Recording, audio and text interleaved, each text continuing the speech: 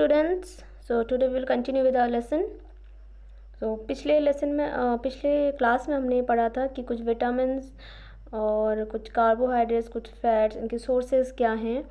तो आज हम आगे पढ़ रहे हैं. Minerals are needed by our body in small amounts. जो मिनरल्स होते हैं वो भी हमारी बॉडी के लिए बहुत ज़रूरी होते हैं, यानी खनिज जो होते हैं, लेकिन ये बहुत कम अमाउंट में हमें चाहिए होते हैं.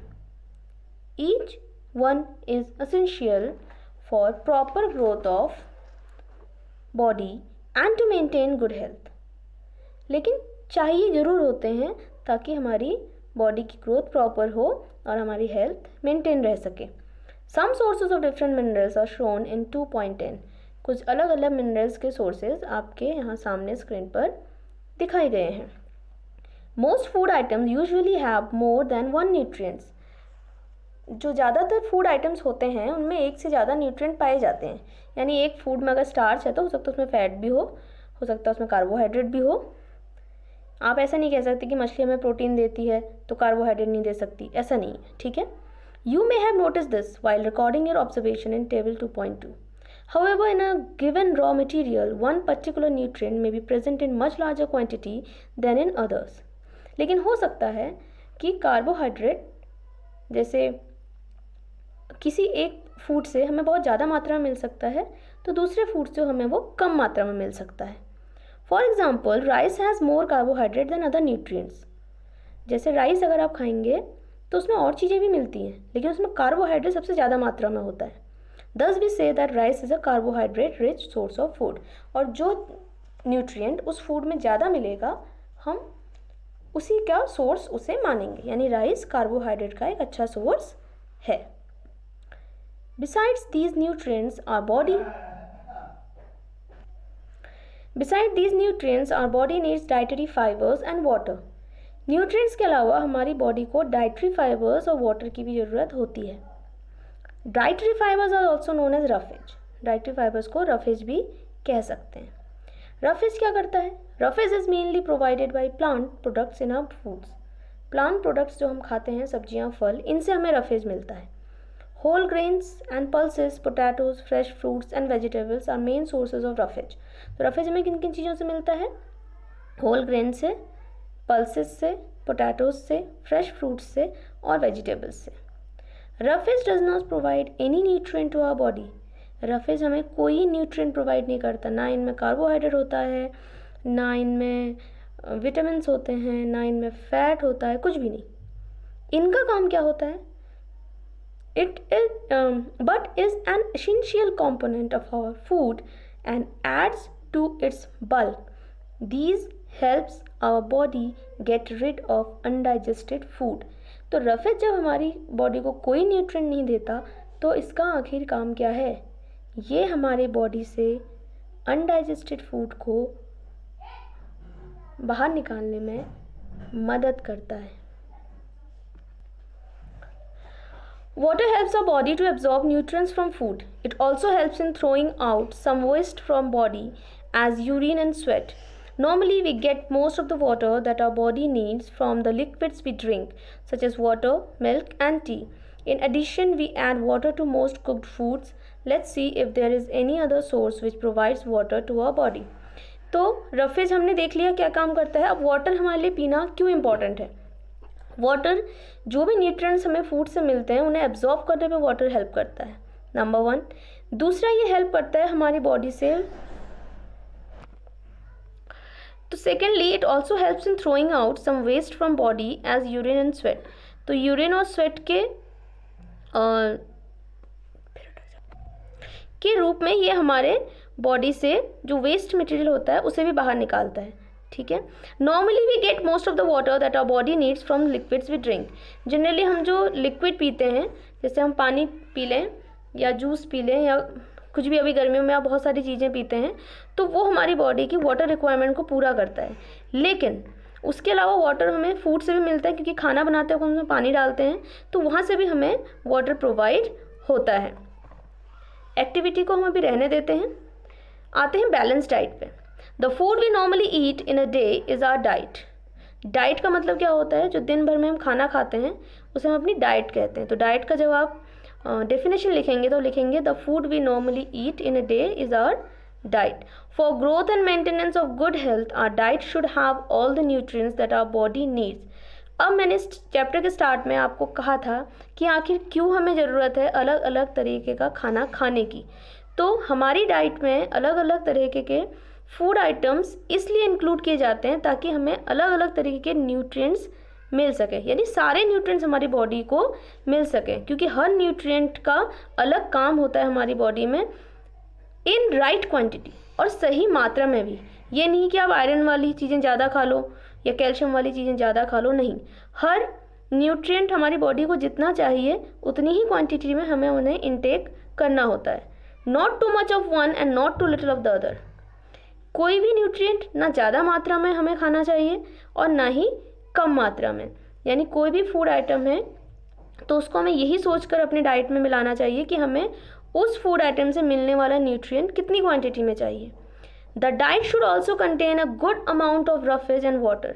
और हमारी डाइट में एक अच्छा अमाउंट रफेज और पानी का भी होना चाहिए. यानी जो हमें पानी पीने के लिए कहा जाता है बार बार, वो इसी वजह से कहा जाता है क्योंकि जो फूड हम खा रहे हैं उसे पचाने के लिए पानी और रफेज की ज़रूरत भी हमारी बॉडी को होती है. Such a diet is called balance diet. तो बैलेंस डाइट क्या है? एक ऐसी डाइट जो हमें सारे ऑल टाइप्स ऑफ न्यूट्रिएंट्स को राइट क्वांटिटी में हमारी बॉडी को प्रोवाइड कराए, वो एक बैलेंस डाइट कहलाएगी. Do you think that people of all ages need the same time of diet? अब सोचने वाली बात यह है कि डिफरेंट एज ग्रुप में, यानी बच्चे हैं, बूढ़े हैं, जवान हैं, क्या सबको एक ही तरह की डाइट काम कर जाएगी? Do you also think that what we need for a balanced diet would depend on the amount of physical work that we do? क्या ऐसा भी हो सकता है कि हम कितना फिजिकल वर्क करते हैं, यानी हमारी बॉडी दिन भर में कितनी मेहनत करती है, उस पर डिपेंड करता है कि हमें कैसा बैलेंस डाइट बनाना है अपने लिए. Prepare a chart of whatever you eat over a period of week. Check whether all the nutrients mentioned are present in one or the other food items being eaten within a day or so. अब ये activity आप घर पे अभी कर सकते हैं कि हफ्ते भर तक आप उस चीज़ की लिस्ट बनाइए जो भी आप खा रहे हैं पर डे, और देखिए कि क्या आपको हर तरह का न्यूट्रिएंट आपका फूड दे रहा है. क्या ऐसा तो नहीं कि आप एक ही तरह का खाना खा रहे हैं लगातार और कोई ऐसा एक न्यूट्रिएंट है जो आपकी बॉडी को ना मिल रहा हो या कम मात्रा में मिल रहा हो. मैंने आपको पहले भी बताया है कि अगर हमारी बॉडी में कोई डेफिशिएंसी हो रही है, लाइक जैसे कई बार हमें दिक्कत होती है कि हमारे बाल निकलते हैं या हमारे लीवर में प्रॉब्लम होती है, ठीक है, या हमारे नाखूनों के वहाँ पे स्किन वो हो जाती है, निकल सी जाती है, या हमारे नेल्स का कलर येलोइश हो जाता है, हमारे टीथ का कलर येलोइश हो जाता है. तो ये सारे सिम्टम्स हैं कि हमारी बॉडी में कोई ना कोई न्यूट्रिएंट्स कम है. Pulses, groundnut, soybean, sprouted seed, moong and Bengal gram, fermented food, South Indian food such as idlis, a combination of flours, banana, spinach, sattu, jaggery, available vegetables and other such foods provide many nutrients. Therefore, one can eat a balanced diet without expensive food materials. यार तो ये सारे जो food items हैं ये हमें सारे nutrients provide करते हैं. Therefore, one can eat a balanced diet without expensive food materials. इसलिए बैलेंस डाइट ऐसा नहीं है कि बहुत महंगा आपको कुछ उसमें खाना है. आप घर की चीज़ें अगर खाएंगे तो उससे भी आपकी बैलेंस डाइट की जो रिक्वायरमेंट है वो पूरी हो जाएगी. Eating the right kind of food is not enough. सही तरीके का खाना खाना ही काफ़ी नहीं है. It should also be cooked properly so that its nutrients are not lost. खाना पकाना भी इस तरह से है कि उसके न्यूट्रिएंट्स जो हैं वो ख़त्म ना हो जाएं. Are you aware that some nutrients get lost in the process of cooking and preparations?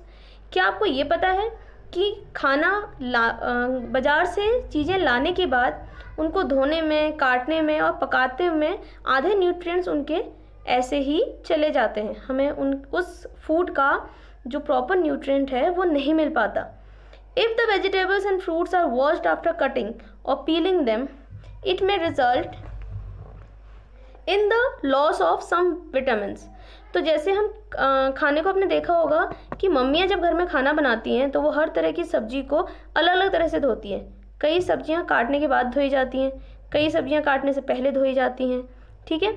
तो इसका रीज़न यही होता है कि अगर हम सब्जियों को काटने के बाद धोएंगे तो उनके कई विटामिन या न्यूट्रिएंट्स चले जाते हैं। The skin of many vegetables and fruits contain vitamin and minerals. कई फल सब्जियां ऐसी हैं जिनको आप उनके बाहर की परत के समेत खाते हैं। क्यों? क्योंकि उनकी स्किन में कई तरह के विटामिन और मिनरल्स पाए जाते हैं। Similarly repeated washing of rice and pulses में remove some vitamin and mineral present in them. इसी तरह से हम राइस या पल्सेस को अगर बहुत ज़्यादा धो दें पकाने से पहले तो उनके मिनरल्स और विटामिन भी चले जाते हैं। We all know that cooking improve the taste of food and makes it easier to digest. ये तो हम सभी जानते हैं कि खाना पकाने से खाने में भी अच्छा लगता है। ठीक है, तो खाने को हम पकाते क्यों हैं? ताकि उसका टेस्ट अच्छा हो जाए और वो डाइजेस्ट करने में ईजी हो जाए। At the same time cooking also result in the loss of certain nutrients. लेकिन ये भी सच है कि खाना को पकाने से उसके कई न्यूट्रिएंट्स को हम खो देते हैं। Many useful proteins and considerable amount of minerals are lost if excess water is used during cooking and is then thrown away. कई प्रोटीन्स और मिनरल्स तब भी चले जाते हैं जब खाने में बहुत ज़्यादा पानी का यूज़ होता है और फिर उस पानी को फेंक दिया जाता है। Vitamin C gets easily destroyed by heat during cooking. जिन फूड्स में हमें विटामिन सी मिलता है उनको जब पकाया जाता है तो उनसे विटामिन सी काफ़ी मात्रा में निकल जाता है। Would it not be sensible to include some fruits and raw vegetable in our diet? तो क्या हम ये कह सकते हैं कि कुछ फ्रूट्स को या वेजिटेबल्स को हमें कच्चा ही खा लेना चाहिए? Boojho thought that fats would be the best food to eat all the time. Boojho को लगता था कि फैट वाली फूड खाना ज़्यादा अच्छा रहेगा। A katori of fat will give much more energy than a katori of carbohydrate rich food. हमने अभी पिछले क्लास में बात की थी कि कार्बोहाइड्रेट से ज़्यादा एनर्जी हमें फैट से मिलती है। तो क्या अगर हम कार्बोहाइड्रेट वाले फूड की जगह फैट खाएं तो हमारे लिए काम करेगा? Isn't it? So he ate nothing but food rich in fats. Fried food like samosas and पूरी, मलाई, रबड़ी, पेड़ा। तो बूजो ने जब देखा कि एक सेम अमाउंट का फैट हमें ज़्यादा एनर्जी दे रहा है तो उसने फैट वाले फूड खाने शुरू कर दिए। जैसे उसने समोसा खाना शुरू कर दिया, पूरी खानी शुरू कर दी। तेल वाली चीज़ें हमें फ़ैट प्रोवाइड करती हैं, ठीक है, मीठी चीज़ें फ़ैट प्रोवाइड करती हैं। Do you think he was right? क्या आपको लगता है वो सही था? नो, ऑफ कोर्स नॉट, बिल्कुल भी नहीं। It can be very harmful for us to eat too much fat rich food and we may end up suffering from a condition called obesity.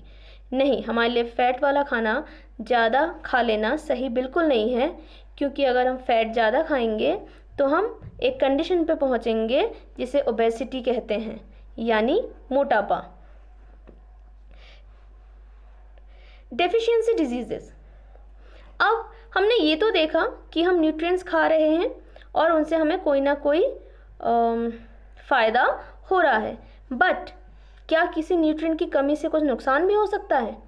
A person may be getting enough food to eat but sometime the food may not contain a particular nutrient. आपने कई बार ये notice किया होगा कि आप खाना तो खा रहे हैं फिर भी आपके शरीर में कोई ना कोई कमी हो रही है। क्यों? इसका कारण क्या हो सकता है? If this continues over a long period of time, अगर ऐसा ही चलता रहा लंबे समय तक तो आप उस न्यूट्रिएंट की कमी से सफ़र करेंगे। आपके बॉडी में उस न्यूट्रिएंट की बहुत भारी मात्रा में कमी हो जाएगी। माना आप दूध नहीं पीते हैं या दही या ऐसे आइटम जो हमें प्रोटीन प्रोवाइड करते हैं हम नहीं खाते हैं, ठीक है। कई लोगों को दिक्कत होती है कि वो दूध नहीं पीते, ठीक। इससे क्या होता है, धीरे धीरे धीरे धीरे धीरे उनकी बॉडी में प्रोटीन और कैल्शियम की कमी होने लगती है, ठीक है। उसी स्टेट को जब हमारे शरीर में किसी न्यूट्रिएंट की कमी हो जाए उसे डेफिशिएंसी कहते हैं। यानी अगर आपके शरीर में कैल्शियम की कमी है तो हम कहेंगे आपको कैल्शियम डेफिशिएंसी है। अगर आपके शरीर में कार्बोहाइड्रेट की कमी है तो हम कहेंगे आपको कार्बोहाइड्रेट डेफिशिएंसी है। डेफिशिएंसी मतलब कमी होना। डेफिशिएंसी ऑफ वन और मोर न्यूट्रिएंट कैन कॉज डिजीजेज और डिसऑर्डर्स इन आवर बॉडी। अगर किसी न्यूट्रिएंट की हमारी बॉडी में डेफिशिएंसी हो जाए या कमी हो जाए, इससे हमें कोई ना कोई परेशानी या कोई ना कोई रोग हो सकता है। Diseases that occur due to lack of nutrient over a long period are called deficiency diseases। तो पहले किसी न्यूट्रिएंट की कमी से हमें डेफिशिएंसी होती है और उस डेफिशिएंसी से पैदा होता है डेफिशिएंसी डिजीज़। यानी अगर आपने कैल्शियम कम खाया है तो आपको कैल्शियम डिफिशियंसी होगी, और फिर कैल्शियम डिफिशियंसी अगर लंबे टाइम तक आप होती रही तो उसकी वजह से आपकी हड्डियाँ कमज़ोर हो जाएंगी, आपको कमर दर्द, जोड़ों का दर्द, इनकी शिकायत होनी शुरू हो जाएगी। तो उसको हम कहेंगे डेफिशिएंसी डिजीज़। ठीक है। If a person does not get enough protein in his or her food for a long time, he or she is likely to have stunted growth, swelling of face, discoloration of hair, skin diseases and diarrhea. अब अगर protein आप ऐसा खाना avoid कर रहे हैं जो आपको प्रोटीन देता हो, माना आपके फूड खाने में कई लोग होते हैं हरी सब्जियां नहीं खाते कई बार, तो ऐसे ही अगर आप कोई ऐसा खाना अवॉइड कर रहे हैं जिससे आपको प्रोटीन मिलता है, तो आपकी ग्रोथ में कमी हो सकती है, आपके फेस में स्वेलिंग हो सकती है, आपके बालों का, कई लोगों के बालों का कलर वैसे हमारे ब्लैक होना चाहिए जनरली, लेकिन अगर उसका डिस्कलरेशन हो रहा है, बालों का कलर चेंज हो रहा है, दैट मीन्स आपकी बॉडी में प्रोटीन की कमी भी है। आपको स्किन डिजीज़ हो रहा है कोई, ठीक है, डायरिया हो रहा है, तो इसका मतलब प्रोटीन आपने कम इनटेक किया है। If the diet is deficient in both carbohydrate and proteins for a long period of time, the growth may stop completely. अगर आपकी बॉडी में लंबे टाइम तक कार्बोहाइड्रेट और प्रोटीन की कमी है तो आपकी ग्रोथ रुक सकती है। Such a person becomes very lean and thin. ऐसा इंसान बहुत ही दुबला पतला हो जाता है, और दुबला पतला होने से मतलब है अंदर से वीक भी बहुत हो जाता है। Deficiency of different vitamins and minerals may also result in certain diseases or disorders. Some of these are mentioned in table 2.3. जो कमी है, डेफिशिएंसी है अलग अलग विटामिन और मिनरल्स की, ये अलग अलग तरह के डिजीज़ और डिसऑर्डर्स को हमारी बॉडी में लाते हैं। यानी अलग अलग तरह के न्यूट्रिएंट्स की कमी से अलग अलग तरह के रोग हमें होते हैं। All the deficiency diseases can be prevented by taking a balance diet, और इसीलिए बैलेंस डाइट ज़रूरी है। यानी आपके खाने में अगर कार्बोहाइड्रेट की मात्रा है तो फैट की मात्रा भी होनी चाहिए, रफेज की मात्रा भी होनी चाहिए, विटामिन भी होने चाहिए, और यानी आपको हर तरह का फूड खाना चाहिए। In this chapter we asked ourselves the reason why widely varying food from different regions had a common। तो ये एक लिस्ट है, एक टेबल है जिसमें बताया गया है कि कौन से विटामिन या मिनरल की कमी से कौन सा डेफिशिएंसी होती है और उसके सिम्टम क्या हैं। जैसे विटामिन ए अगर आपकी बॉडी में कम है तो आपको लॉस ऑफ विजन होगा, आपकी नज़र कमज़ोर हो जाएगी, ठीक है, और हो सकता है कि एक टाइम के बाद अगर लंबे टाइम तक विटामिन ए की कमी रहे तो आपको दिखना भी बंद हो जाए। विटामिन B1 की कमी से बेरी नाम का रोग होता है जिससे आपकी मसल्स वीक हो जाएंगी, किसी को बहुत थकान महसूस होती है, बहुत कम एनर्जी होती है उनकी बॉडी में। विटामिन सी, इससे स्कर्वी होता है, अगर विटामिन सी आप नहीं ले रहे हैं तो स्कर्वी होता है, इससे आपके गम्स ब्लीड करते हैं, किसी को मसूड़ों से खून आ जाता है थोड़े में ही, थोड़ा सा ब्रश करने पे ब्लड आ जाता है तो उनको स्कर्वी होता है, उनके गम्स मजबूत नहीं होते।